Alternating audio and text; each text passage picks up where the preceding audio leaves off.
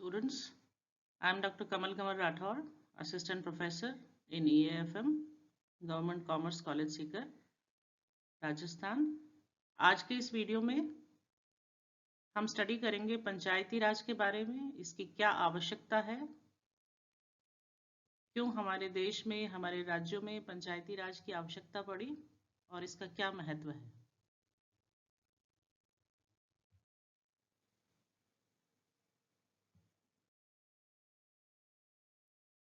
पंचायती राज का जो विचार है वो बहुत ही सदियों पुराना विचार है एक तरह से, लेकिन इसका विचार पुरानी संस्था को पुनर्जीवित करना नहीं है।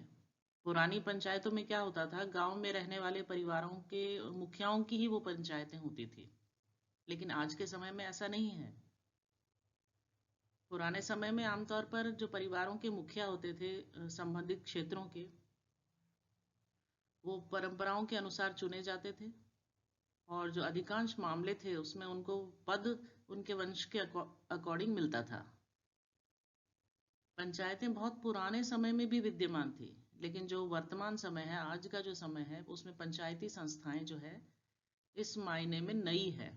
उनको बहुत सारे अधिकार हैं, साधन दिए हैं उनको और जिम्मेदारियां सौंपी गई है। नाम पुराना है मगर संस्थाएं नई है। तो आज के इस वीडियो में हम देखते हैं कि पंचायती राज की आवश्यकताएं और महत्व के बारे में। इसका महत्व हम अलग अलग पॉइंट्स के आधार पर समझेंगे।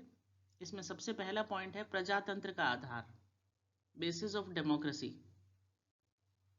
जहाँ तक हमारे देश की बात है, तो देश में एक हेल्दी डेमोक्रेटिक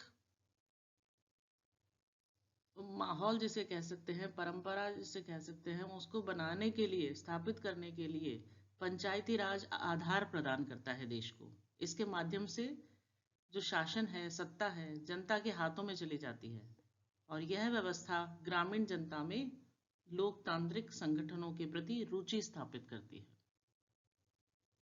तो एक तरह से हम कह सकते हैं प्रजातंत्र के आधार को बनाए रखने के लिए पंचायती राज की आवश्यकता है। सेकंड जो इंपॉर्टेंट पॉइंट है वो इसमें है प्रजातांत्रिक विकेंद्रीकरण, डेमोक्रेटिक डिसेंट्रलाइजेशन। पंचायती राज के द्वारा जो शासकीय शक्तियां हैं एवं जो कार्य है, फंक्शंस है, उनका डिसेंट्रलाइजेशन होता है, विकेंद्रीकरण होता है। विकेंद्रीकरण की इस प्रक्रिया में शासकीय सत्ता गिनी चुनी संस्थाओं में नहीं रहकर गांव की पंचायत के कार्यकर्ताओं के हाथों में आ जाती है। इससे क्या होता है, इससे केंद्र और राज्य सरकारों का जो काम है, जो कार्य है, उसका बोझ कम हो जाता है।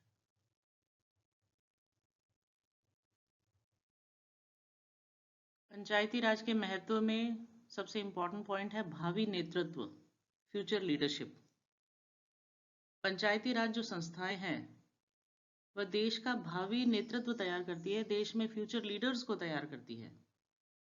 विधायकों, सांसदों और मंत्रियों को प्राथमिक अनुभव के अकॉर्डिंग एवं प्रशिक्षण प्रदान करती है, जिससे क्या होता है कि वे ग्रामीण क्षेत्रों की समस्याओं से रूबरू होते हैं, अवगत होते हैं।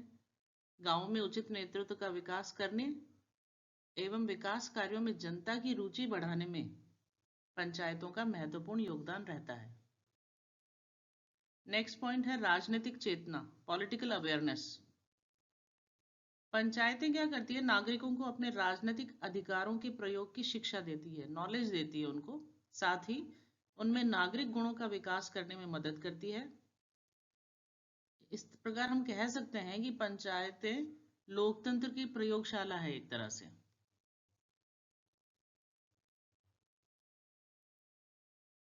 नेक्स्ट जो इम्पोर्टेंट पॉइंट है वो है जनता व शासन के बीच सहयोग, cooperation between people and administration. Panchayati Raj संस्थाओं के माध्यम से क्या होता है कि जनता शासन के बहुत करीब पहुंच जाती है ना। इससे जनता और शासन के बीच में एक कोऑर्डिनेशन रहता है, कॉपरेशन रहता है, उसमें वृद्धि होती है, कॉपरेशन बढ़ जाता है और जिसके कारण ग्रामीण विकास होता है और उसकी उन्नति होती है। इसलिए पंचायती राज की ग्रामीण स्तर पर बहुत आवश्यकता है। नेक्स्ट जो इम्पोर्टेंट पॉइंट है वो है प्रशासन से समन्वय, कोऑर्डिनेशन विद एडमिनिस्ट्रेशन। पंचायतों के जो कार्यकर्ता होते हैं, पदाधिकारी होते हैं, वो स्थानीय समाज और राजनीतिक व्यवस्था के बीच की एक कड़ी होते हैं। ये जो स्थानीय पदाधिकारी होते हैं, इन पदाधिकारियों के बिना ऊपर से प्रारंभ किए हुए ग्रामीण विकास के जितने भी कार्यक्रम हैं उनका चलना मुश्किल हो जाता है। शॉर्ट में हम कह सकते हैं पंचायती राज व्यवस्था का महत्व इस तथ्य में है कि इनके द्वारा ही निचले स्तर पर यानी नीचे की लेवल पर डेमोक्रेसी का विस्तार होता है, लोकतंत्र का हम कह सकते हैं विकेंद्रीकरण होता है, और जो सरकारी कामकाज है और जो डेवलपमेंट की गतिविधियां हैं उसमें जनता को शामिल करना संभव हो पाता है।